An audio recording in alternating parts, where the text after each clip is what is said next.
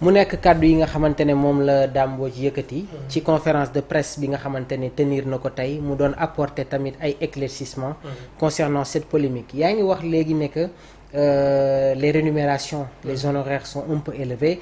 mais comme ni nga ko déggee nee na am na sax ay évolution yi nga xamante ne ñi ngi koy xaar ni donc am na peut-être yeneen taux yi nga xamante ne dinañ ko ci yokk.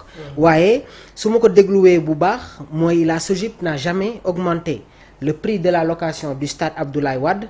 Depuis 3 ans, le montant reste donc inchangé. Nous ne sommes en aucun cas impliqués dans l'augmentation des prix des billets. Moom le directeur général de la SOGIP Dame Mbodj wax ci bile conférence de presse. man Dame Mbodj sortem sama laa comprendre lul maanaam la moo si yoonu SOGIP ba tey jii ñu mën a def benn conférence de presse le problème reste entre la fédération et les supporters. kenn ba léegi waxul wàllum stade bi. location seer na seerul fédération yoral na bor waa SOGIP yooyu c'est autre chose. mais le problème reste entre la fédération et les supporters. mais est-ce que tey jii Dame Mbodj su génnul woon wax. ñenn ñi duñu jël la responsabilité teg ko sur la SOGIP tamit ji bi. mais ba léegi déggoo fenn fu ñu ne fédération dafa yokk billet parce que SOGIP moo yokk location stade déggoo ko fenn. parce que nag am na ay yenn rumeur yoo xamante ne mi ngi commencé woon di daw ji bi. wala non commencé di daw comme quoi comme pour man Dame ñëwul rek lu dul yokkaat si xar mi karaw rek. problème bu ko fédération yoreel ñii c'est une nouvelle équipe qui vient d'arriver. peut-être ñëpp équipe Augustin yoral nañ ni ko. bi passé également Abdoulaye Fall dafa def passation de service rek il y a quelques jours après Sénégal joué le match contre le Soudan. mu amoon couac bu bëri boobu noonu. équipe buy doog a ñëw la bu fekkee dañu ko yoral xaalis ñu ko yoral xaalis équipe sortante bi lay nekk même bu fekkee nag l'état c'est la continuité. la fédération également c'est la continuité même bu fekkee yoroon nañ leen bor fédération bi fi ne dañ ko war a fay fra force la. parce que moom it day liggéey. SOGIP day liggéey et ça bi su location la nekk. am pour man tamit ñoom ñaar dañoo war di gën di waxtaan comme ni ma wax sànq rek. principal bailleur bu stade bi c'est la fédération sénégalaise de football. d'accord bu ko louéwul football fa kenn du fa jouer kan nga gis keneen mu jouer fa. le dernier match bu nga xamante ne moom la ñu fa joué à part l'équipe nationale du Sénégal je pense que c'était la finale de la Coupe du Sénégal. parce que en dehors des matchs jot na expliquer sax par moment il y a des séminaires ba pare nee na. ce qu'il faut savoir mooy SOGIP seen revenu yu gën a am solo ça ne vient pas sur le stade bii di Abdoulaye Wade. wax na sax sur le stade Arena tamit. SOGIP c'est tout ce qui est en tout cas infrastructure. yu mën a génn xaalis nekk biir Diamniadio la. y a le stade Diamniadio y a Dakar Arena y a autre infrastructure. tey nekkul stade bi kese la. mais stade bi mooy loo xamante ne lu ñu koy loué amul leneen lu ñu ko fay loué. d'accord lu ñuy loué Dakar Arena bokkul ak lu ñuy loué stade Abdoulaye Wade bi. exactement te ñooy booy xool ñoom ñaar ñu bokk feebar. ñoom ñaar boo xoolee bu fekkee du équipe nationale rek lu ko fay jël ci ay affaire bariwul. Dakar Arena tamit bu ñu basketee tam noonu la seeree. d'accord parce que ça veut dire également ñun problème prix la ñu am. stade ñu leen loué ñoo seer. te dafa war a nekk loo xamante ne c'est accessible pour tous les Sénégalais.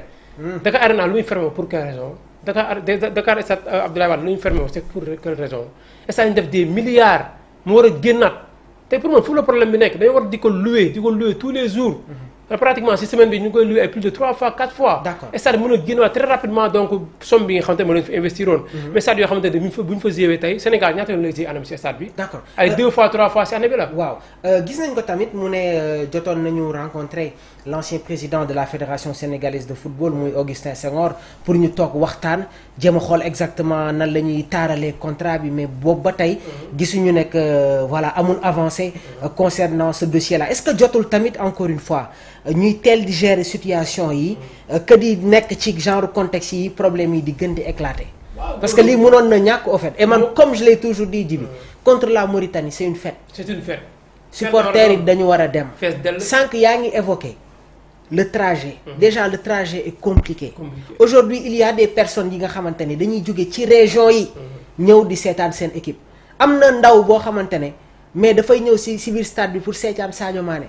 am na ndaw boo xamante ne il veut avoir benn autographe bu Kalidou Koulibaly.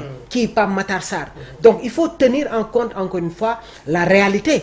qu'est-ce qui se passe supporters yi yan coono moom la ñuy daj parce que am na koo xamante ne benn 5000 francs lay prévoir.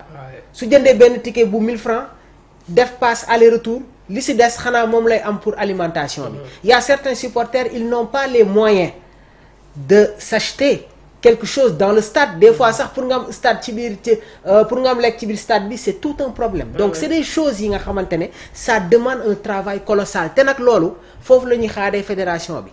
parce que aujourd'hui les acteurs du sport encore une fois am na ay critiques yi nga xamante ne ñi ngi ko doon indi.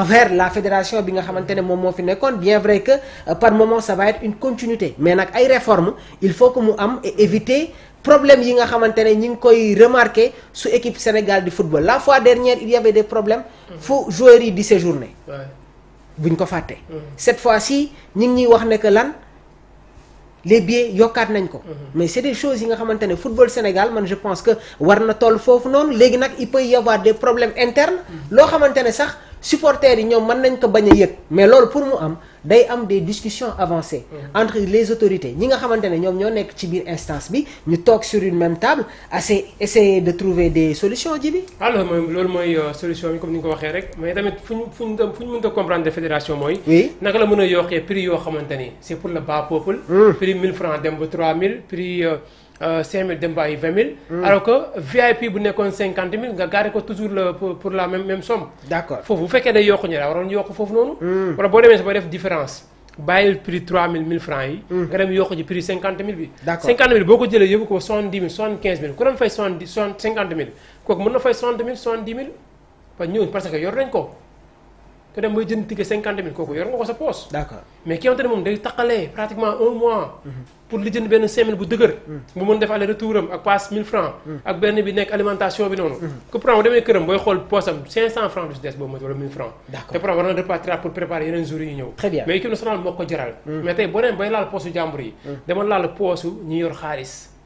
nga bàyyi fi bas peuple bi. bas peuple bi ñoo feesale sàddee. c'est ça ñi ngay jaay loge noonu ay prix 50000 yi bu ñu matee 50 personnes 100 personnes côté yooyu si lay yem.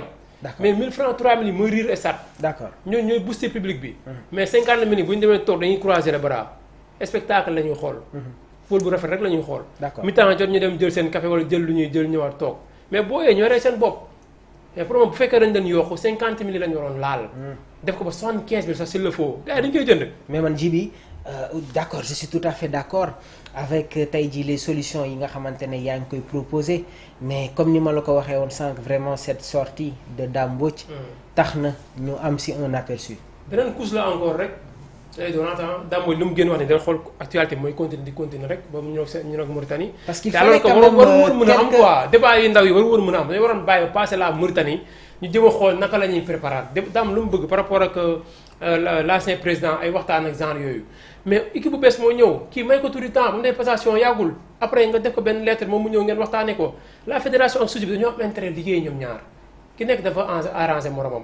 même bu fekkee ne aussi tamit tey amitié mi ngi waaj a pare amitié bu pare boo matul fédération fa la naan ñuq SOGIP fële ak jam ñaajo ñëw fii Dakar fii divisé. mais est-ce que tamit Djiby loolu solution la parce que tey jii. mën na nekk solution kay mais somme yi ni ngay prix location ñaari saat du doon benn.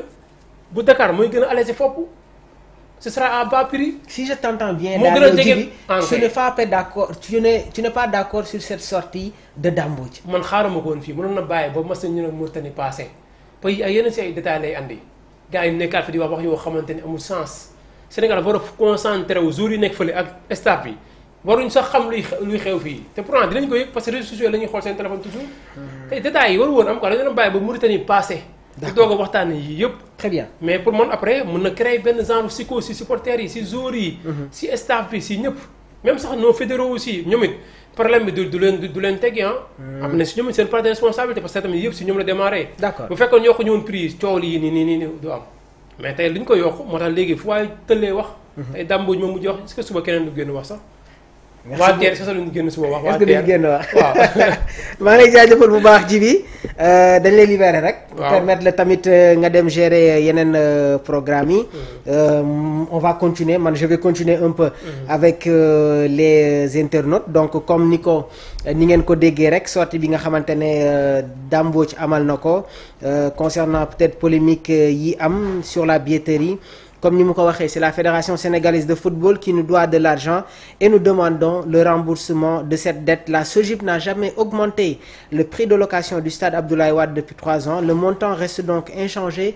Nous ne sommes en aucun cas impliqués dans l'augmentation des prix des billets. Dame Mbodj, directeur général SOGIP. Alors dañuy continuer ba tey suñu actualité man tamit sànq jot naa def une réaction donc je pense que il faut que la Fédération sénégalaise de football ñu xoolaat cette politique de billetterie à penser aux ménages modestes aux jeunes supporters qui rêvent d'encourager les Lions en masse. Donc le stade doit vibrer des chants de tous les Sénégalais, pas seulement d'une minorité qui peut se permettre certains tarifs exorbitants. Pour que la passion l'emporte encore, il faut que tous les supporters puissent être présents sans se ruiner ni se décourager.